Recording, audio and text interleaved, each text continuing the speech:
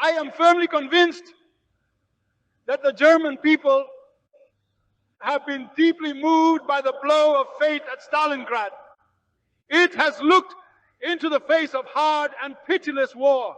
It knows now the awful truth and is resolved to follow the Führer through thick and thin.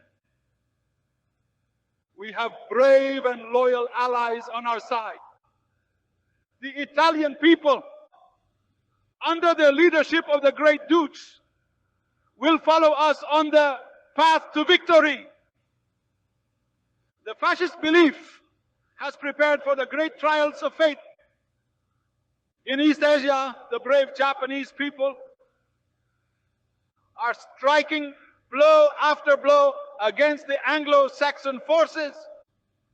Three great world powers together are fighting plutocratic tyranny. What can befall us if we meet these hard trials of war with a determination that is firm? There is no doubt about the certainty of our victory. While the front in the east is fighting a gigantic defensive battle against the assault on the steppes, our submarines are waging war on the world's oceans.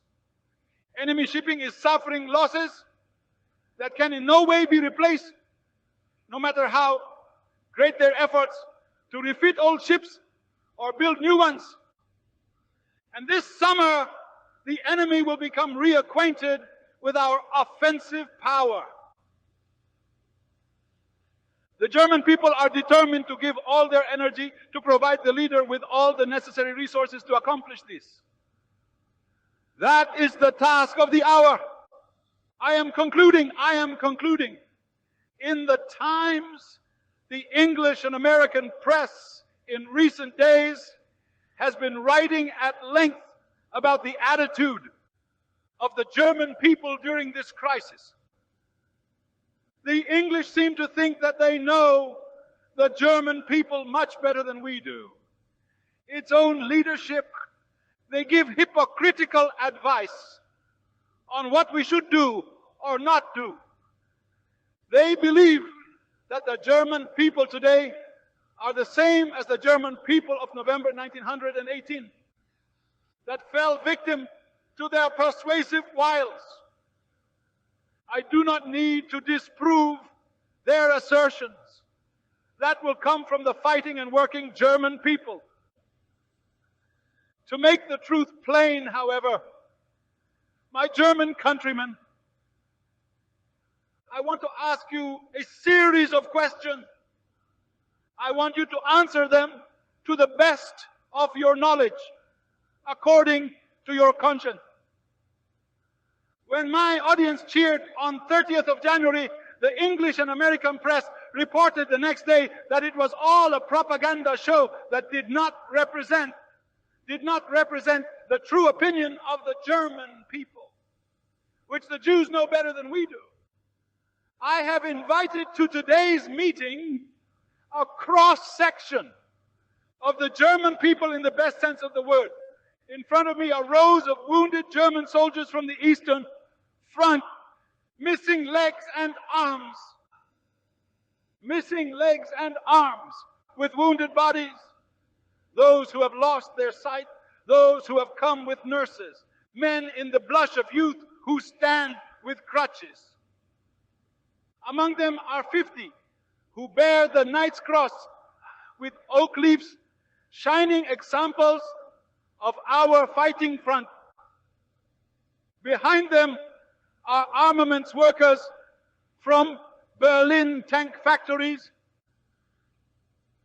Behind them are men of the party officials, soldiers from the fighting army, doctors, scientists, artists, engineers, architects, teachers, officials, employees from offices, proud representatives of every area of our intellectual life, that even in the midst of war produce wonders of human genius throughout the sport place.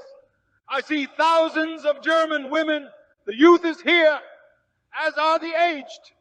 No class, no occupation, no age remained uninvited. Well, The Jews are not represented here. I can rightly say that here before me is a representative sample of the whole German people from the front and homeland. Is that true? Yes? No? You, my listeners, represent the nation at this moment. I wish to ask you 10 questions that you will answer for the German people throughout the world, but especially for our enemies who are listening to us on the radio. Are you willing? The English claim that the German people has lost faith in victory.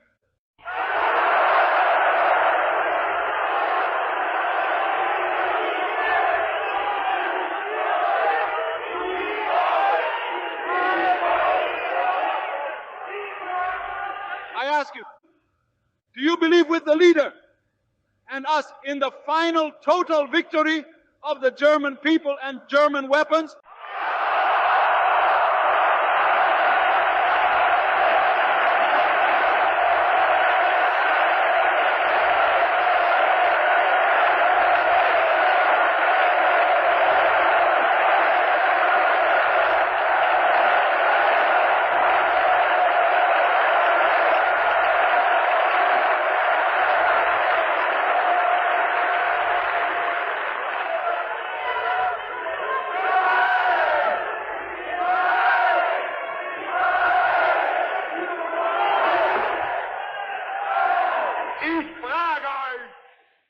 I ask you, are you determined to follow the leader through thick and thin fight for victory? And are you willing to accept the difficult personal burden? Second, I ask you, are you ready to stand with the Führer as the phalanx of the homeland, standing behind the fighting army and fighting with wild determination through all the turns of fate until victory?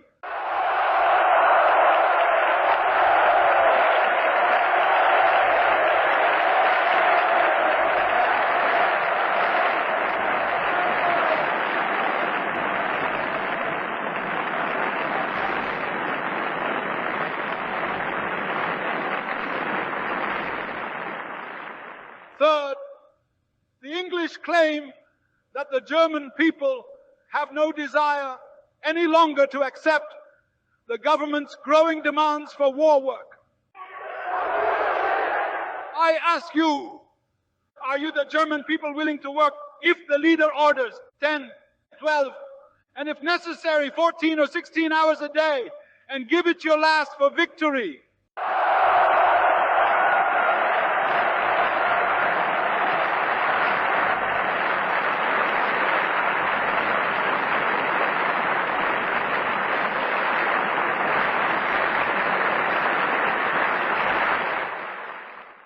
Fourth, the English claim that the German people are resisting the government's total war measures. It does not want total war, but capitulation.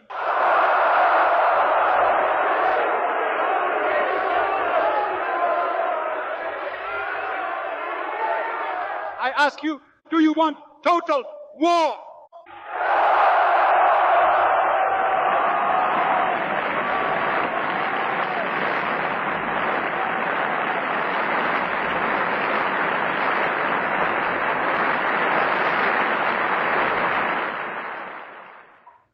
If necessary, do you want total war more radical than anything we can imagine today?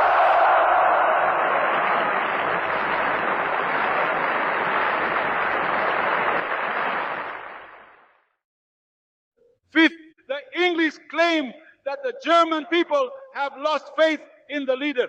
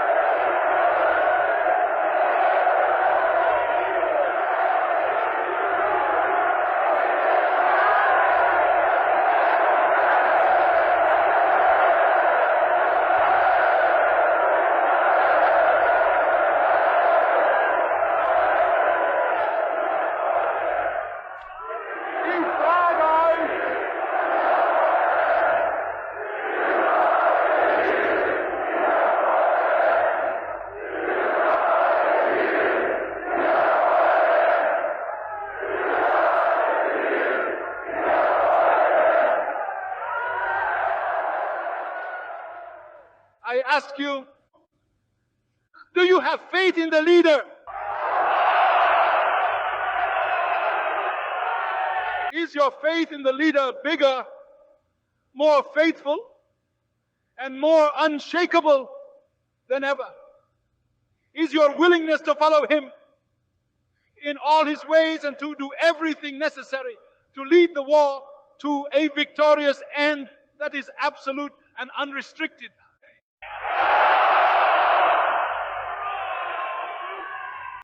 For the sixth, I ask you, are you ready from now, with all your strength, to provide the Eastern Front with the men and munitions it needs to deal a fatal blow to Bolshevism? Are you ready to do that?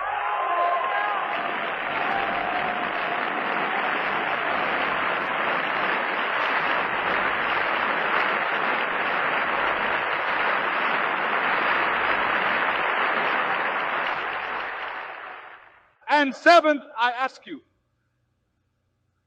will you take a holy oath to the front that the homeland is firm and unshakably behind them, and that you will give them everything they need to win the victory?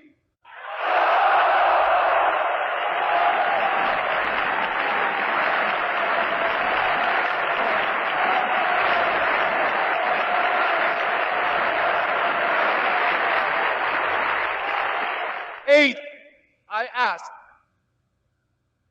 do you, especially you women, want the government to ensure that the German women also has their full strength to support the war effort and jumps in wherever possible to free men for the front, thus helping the men at the front wherever possible?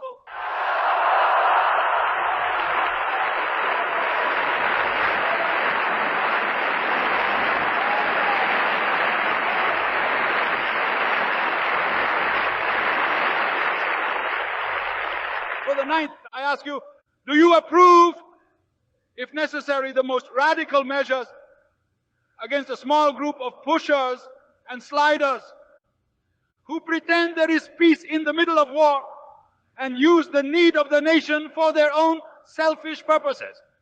Do you agree that those who harm the war effort, we should chop off their heads?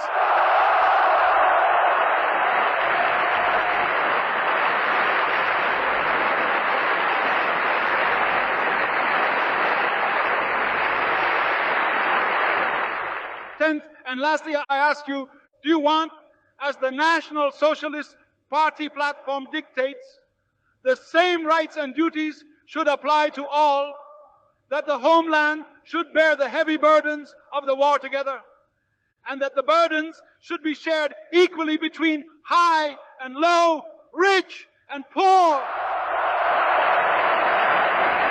Is that what you want?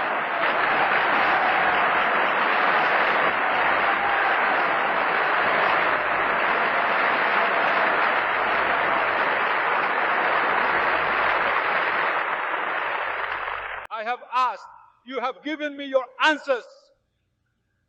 You are a part of the people, and through your mouth, the opinion of German people has been manifested.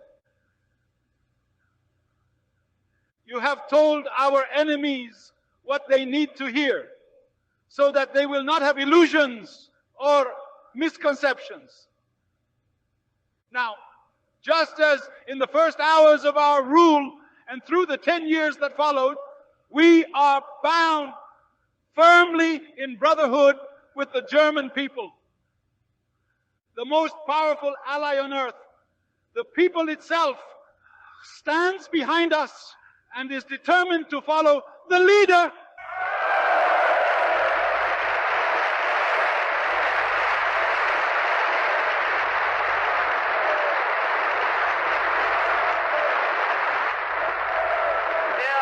Come what may, they will accept the heaviest burdens to gain victory. What power on earth can hinder us from reaching our goal? Now we must and will succeed. I stand before you not only as the spokesman of the government, but as the spokesman of the people. My old party friends are here around me, clothed with the high offices of the people and the government. Next to me is party comrade Speer. The leader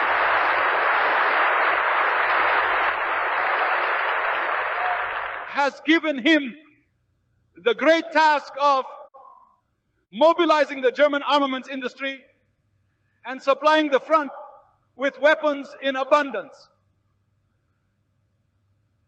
Party comrade Dr. Ley sits next to me.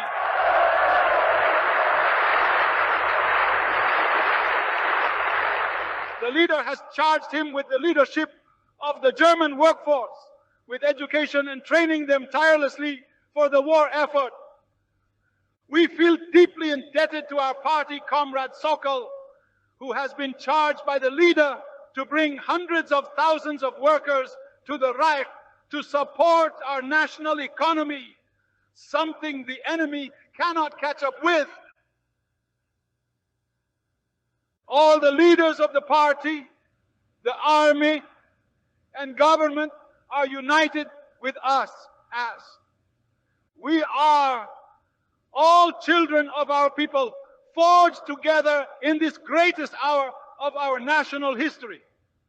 We promise you, we promise the front, we promise the leader that we will mold together the homeland into a bloc on which the leader and his fighting soldiers can rely on absolutely and blindly.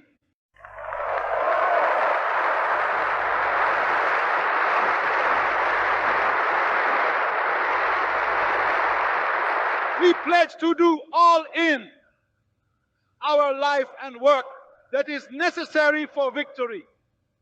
We will fill our hearts with the political passion that always consumes us like an eternally burning fire in the great struggles of the party and the state. Never during this war will we fall prey to the false and hypocritical objectivism that has brought the German nation so much misfortune in its history. When the war began, we turned our eyes to the nation alone. That which serves its struggle for life is good and must be encouraged. What harms its struggle for life is bad and must be eliminated and cut out. With a hot heart and cool head, we will overcome the major problems of this phase of the war. We are on the way to final victory. That victory rests on our faith in the leader. This evening, I once again remind the whole nation of its duty. The Führer expects a performance from us that eclipses everything that has happened before. We do not want to fail him. As we are proud of him, he should be proud of us. The great crises and upheavals of national life show who the true men and women are. We no longer have the right to speak of the weaker sex, for both sexes are showing the same fighting determination and spiritual strength. The nation is ready for anything. The leader has commanded, and we will follow him. In this hour of national reflection and contemplation, we believe firmly and unshakably in victory. In this hour of national reflection and inner upliftment, we see it within our grasp. We need only reach for it. We must resolve to subordinate everything to it. That is the duty of the hour. And now, let our slogan be, now people rise up and let the storm break loose.